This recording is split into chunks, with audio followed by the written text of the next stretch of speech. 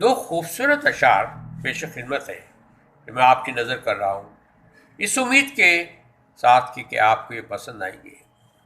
ایک شعر میں شاعر اس ہستی کی طرف اشارہ کر رہا ہے، وہ مقدس ہستی جس کو ہم ماں کہتے ہیں، جس کا کوئی نعیم البدل نہیں ہے۔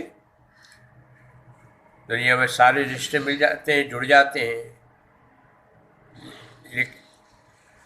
لیکن یہ وہ ہستی ہے، یہ وہ رشتہ ہے جو دنیا کا سب سے پرخلوص رشتہ کہلاتا ہے۔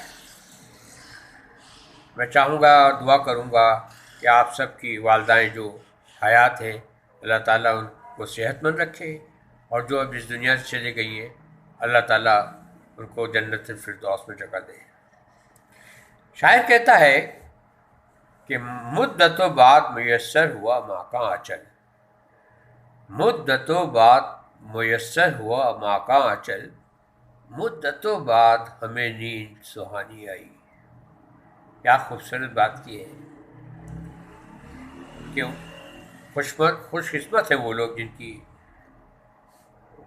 والدہ موجود ہیں، ان کی خدمت جتنی ہو سکے کیجیے اور ثواب کمائیے۔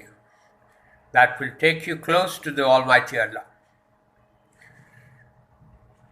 دوسرا شعر ہے کہ اتنی آسانی سے ملتی نہیں فن کی دولت، اتنی آسانی سے ملتی نہیں فن کی دولت، پیر دابے ہیں بزرگوں کے تو فن آیا ہے۔